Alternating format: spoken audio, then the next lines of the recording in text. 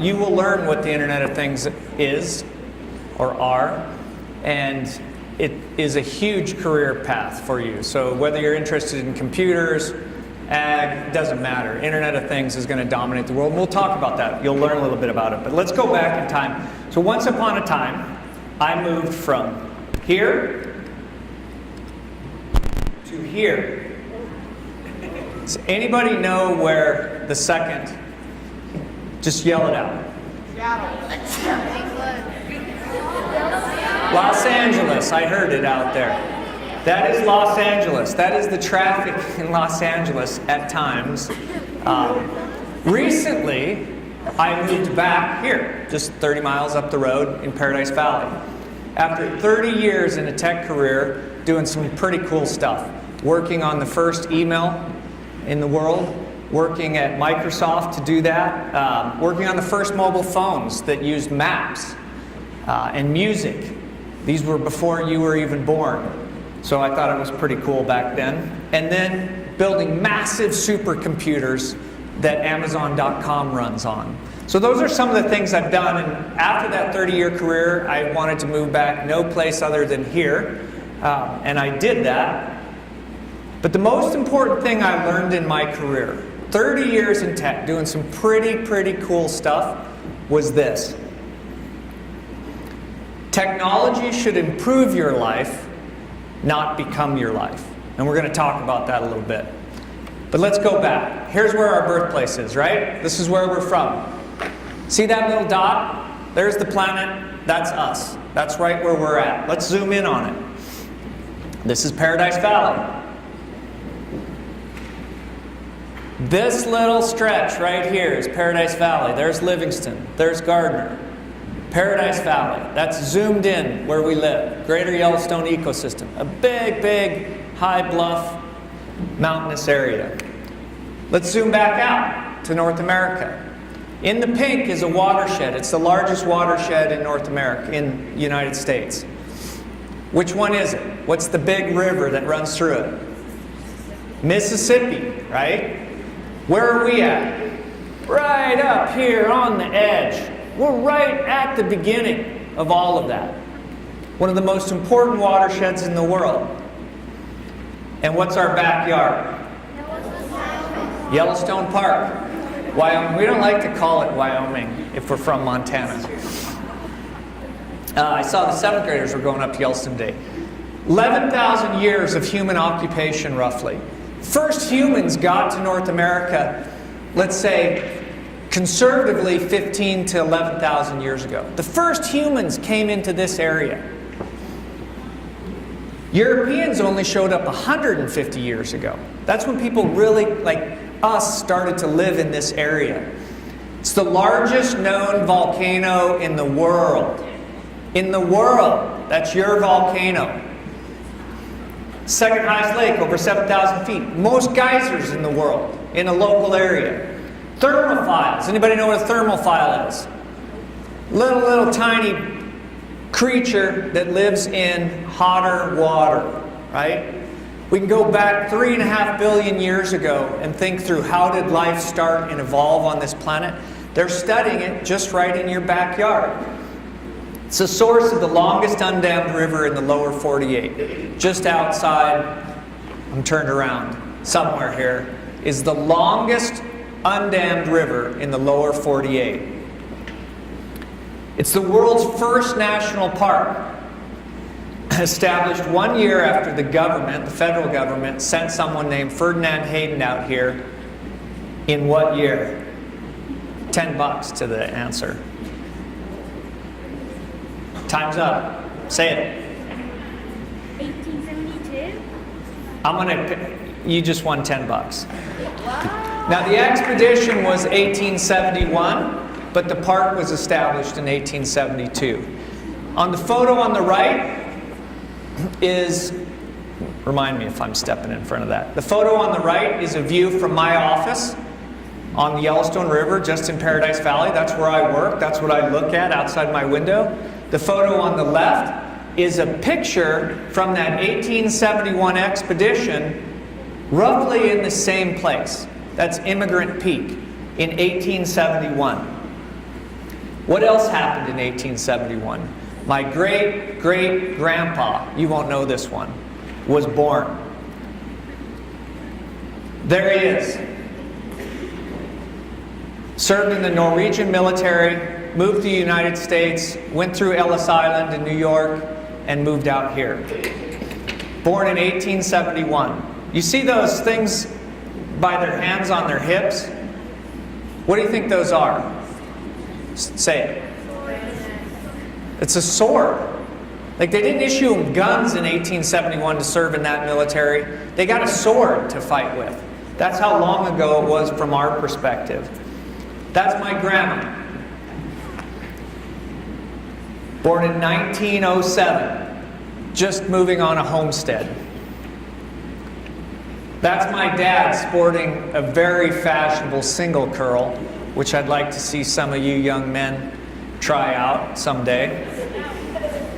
He was born in 1938. There's me, 1967. A photo of me the same age as my two sons, born roughly around the year 2000.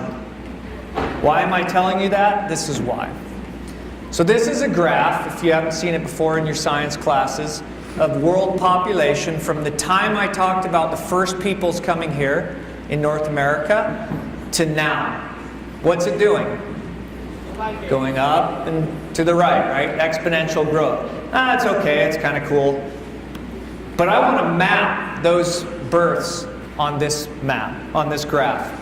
Here's my grandpa, my great-grandpa. 1.2 billion people lived on the planet when my great-grandpa was born in 1871, 1 year before Yellowstone National Park was established. My grandma was born in 1906. There were now 1.6 billion people. My dad, in 1938, notice what's happening, 2.1 billion people. Myself, in 1967, 3.5 billion people. My sons, roughly in year 2000, there were 6 billion people. From the time my grandpa was born, great-grandpa was born, till now, that was the population increase. Today, 7.6 billion people. There were 250,000 births today, or yesterday. There will be roughly that today. If you take out the deaths, it would be like every 7 days in this room just doubling your size. 7 days from now, there's double of you in this room. Now, back to where we're from. It doesn't feel like the population's that big here, right? This is a map of the United States and all the roads in it. What do you notice? Where are the roads really concentrated? Where are the black dots? Where do you think? Go ahead. Where would all the roads really be concentrated? Say it. Cities, big cities especially, right?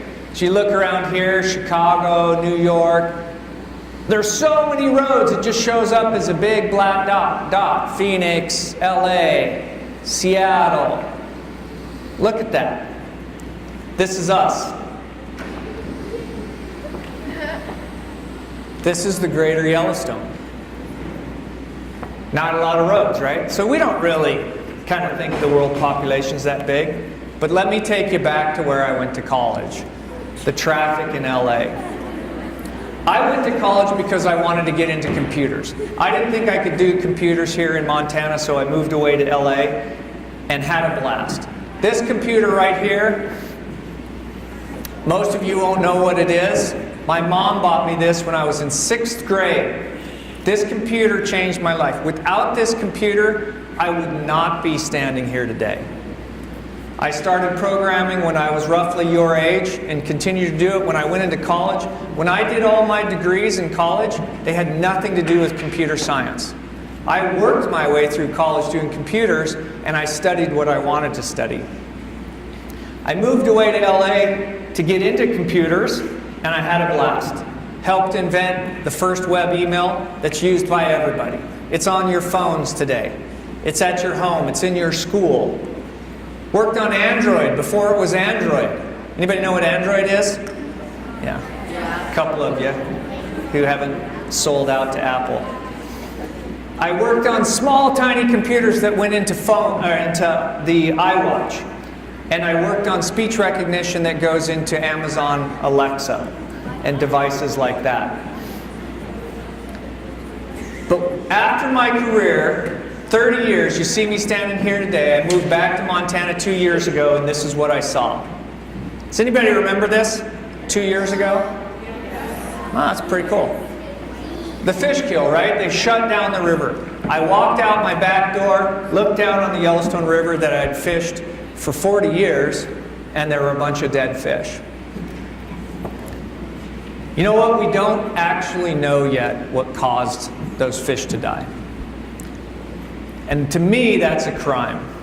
So after 30 years in tech, I sat down with some friends and I said, let's go figure this out. Let's work together to figure this out. Let's use tech for what?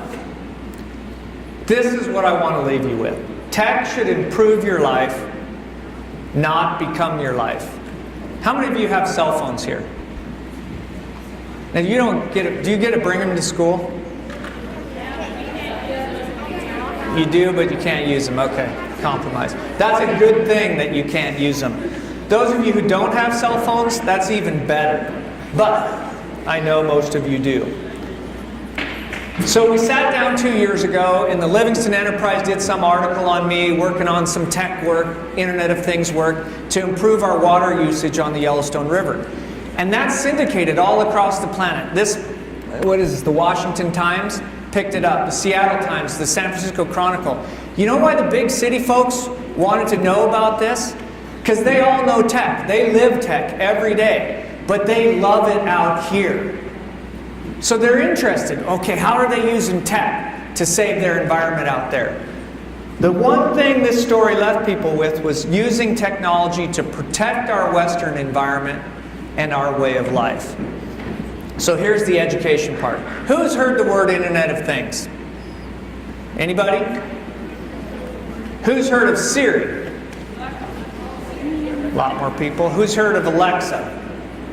Who's heard of Sonos speakers? A few of you. Those are all Internet of Things. So this is a class of 2025. One of you? In 2025, there are going to be roughly 70 billion Internet of Things devices in the world. That's like saying each person on the planet had 7 cell phones. That's how many of these things are getting out into the world. Who can name what these are? That's Siri. What's that? What company? Google. What's that? Alexa, what's this? Oh, I'm impressed. I am impressed. Some of you are Xbox players. Those are all Internet of Things. They are changing the world as we speak. What was the first Internet of Thing? Smartphone. Then we started making smart watches, smart TVs, smart kitchens, smart washers, smart speakers. We're doing things in industrial places like smart thermometers. We're putting pacemakers in people's hearts. Anybody play football? Flag football? We're putting smart things in NFL football players' shoulder pads so that we can track them running across the field. We're putting them everywhere. But what is the next big Internet of Thing? This is a computer a long time ago, one of the first computers. It filled a room the size of this. This is a laptop when I was young. That's a laptop. This is a cell phone, you all know this. This is how small things are getting. This is a computer right here, the size of a button that someone's holding up. And this is a computer that's so small I can put it underneath your skin and detect your heart rate. And I can detect whether you have enough insulin in your bloodstream. Computers are getting smaller and smaller and smaller, using less power, and so we're putting them everywhere. We're tapping those into sensors. You'll hear this word, this is educational now. Sensors are things like mics, they hear. Cameras, they see. We're taking human sensing things and putting them in computers. That is what an Internet of Thing is. What are we doing? We're making computers more like living creatures. Now, they're not going to ever be like living creatures totally. But the key secret sauce, and if any of you want to get a job for $250,000 a year next year, go to school and learn machine learning and artificial intelligence. You can do it in a 4-year degree. Pretty much anywhere there's a computer science degree, you will come out and you will get a job at Google or Apple or thousands of other companies who will hire you. That is the secret sauce of Internet of Things. So, we're going to show you what that looks like.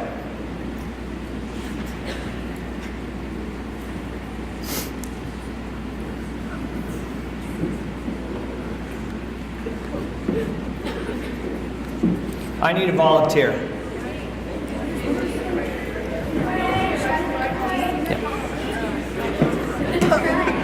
Okay, what can we do with machine learning? Here's one thing. So I sat down and I wrote some software to show you guys. So this is my computer, which has a camera on it, right? And I wrote some machine learning code. Come on down. And I told it to look for faces. So you see that box? It's following me around. Yeah. And if I get close enough, what's it say? It says... Can you guys see it too? No. Go ahead and tell them. What's it say? It says Jeff 49, 62%. So Jeff, the computer thinks I'm 48, 49, changes its mind. It's got a 62% accuracy. It's predicting my age. It's predicting gender. And then it's predicting my mood. What's it say? Happy. Surprised. Okay, so now to prove that you guys, this isn't just fake. So you come on in. Okay, so it's detecting your face. 22. Thinks you're 24. You're very mature for your age. Let me get out of the picture. Okay, look at it. Take your hand down. Be mature. And then what's it saying? Happy. So make a surprised look. Oh, come on, make a surprised look. At least it knew you were happy. Now look neutral. Look like you're looking at your mom and you're really upset. Didn't work. Got her as neutral. So I just brought someone the computer doesn't even know. Never met you before, right? Yeah. Never. And looked at her face and made some predictions about her. Thank you for doing that. 24. Even detecting whether she was happy, sad, neutral, surprised. How about I'll take your question at the end, okay? Remember it though. Or you wanted to be a volunteer. When we're done, I'll have you, any of you can come up and try this if your teachers let you. We're putting this in shopping malls. So we know when you walk in, if you're mad, and you're probably coming in to return something, and how should we service you? Or are you happy? Are you going to buy today? These are the sorts of things we're building with this technology. So, do you know something about the Internet of Things now? Feel like you know a little bit more, probably more than most people know. But, I don't really care. Technology should improve your life, not become your life. What are some of the things we can do with this? These are satellite images from this year. Down here are Western fires. We're taking these satellites that can do images like this, putting computers in it, using machine learning to teach it things like, these fires right here, 3 days from now, where do you think they'll be? And if you know where they're going to be, then you take your crews and you move them to that location to fight that fire.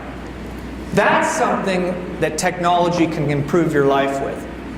This summer, there's a picture from my office. There's my computer, my office, just by Immigrant.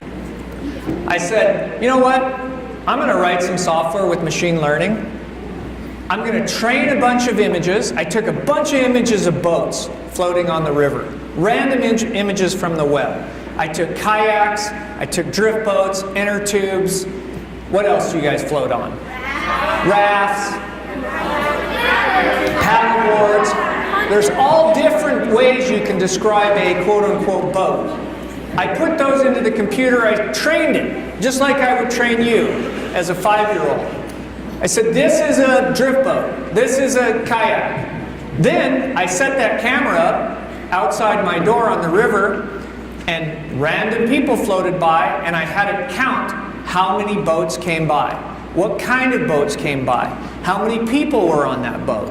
And you know what I learned? There were 50% more people floated down my place this summer than did last summer. What's something you can do with that? You might be able to save lives with it. If someone got in here but didn't get out there, you might be able to manage the river, maybe not have so many people on it or allow more people on it. Those are the things that improve your life. But this is our ultimate goal. So this is what I want your help with. We started a project called Envision Yellowstone, which is improving all lives with the Internet of Nature's things. Not the Internet of Things, the Internet of Nature's things. And we launched RiverNet this summer. This is the Livingston Enterprise. These are our scientists, college scientists who worked on the project. We did this for you, for the area. It doesn't make money, we're not selling anything. What we're testing for is water quantity and quality so that we can protect the fish and the agricultural community. So here's our premise. This looks like your grandpa, huh? No, looks like my grandpa. If I could leave you with one thing today, this is it. This is one other thing I've learned in tech. In God we trust, all others bring data. You can go into your classroom, you can go talk to your parents, you can talk to your friends, you can use your opinion all you want, but bring some data when you do it. Bring some information. Be thoughtful of how you communicate. And that's what we're trying to do with RiverNet. This is a Google map. Every dot on here is where we're putting an Internet of Things sensor on the river to test for water quality and water quantity. We're looking for chemicals. We're looking for temperature. We're looking for flow. And you get to adopt a river. There are local businesses here in town who have adopted a stretch here. We want you guys to adopt a stretch. We want you to come out and learn about these Internet of Things. We want some of you who want a program to write some code. We'll teach you how to write code. Some of you who are math geniuses to learn some of the data and how it can be interpreted. And then we take all that data and we put it on the internet. Anybody know HTML? Has anybody learned HTML yet? Okay, before you graduate from high school, go online. You don't even need to learn it in school. Go online and learn HTML. Number one thing. It's like you're born. Do you want to learn how to eat? Yeah, right? Okay, if you want to graduate and go to college, go learn HTML. You want to eat? Yeah. You want to go to college? Just go learn HTML. Those are some of the little things that we can help you with through this project. UpperYellowstone.org. Anybody know how to get on the web? Yeah. You guys are smart Alex sometimes. Yes, of course. Remember this, UpperYellowstone.org. Repeat it. UpperYellowstone.org. I want to see a huge spike in traffic tonight. When you get your cell phones back, when you go home, or even if you're sneaking in your computer science class or wherever you have computers here, go to UpperYellowstone.org. We posted all those Internet of Things data on that website. And so you can go see what we found out. What's the water like coming out here in Livingston? What is it like at different points in Paradise Valley? You can go look at that and help us with it. These are some of the companies that are adopting a river. Microsoft, Arrow, those are the places you can go work. Whether you're in marketing, you don't have to be a computer science, you could be in marketing. But getting involved in this now is what's going to make someone want to hire you in the future. But we want you. So I want to see how many people are in this room, do you think?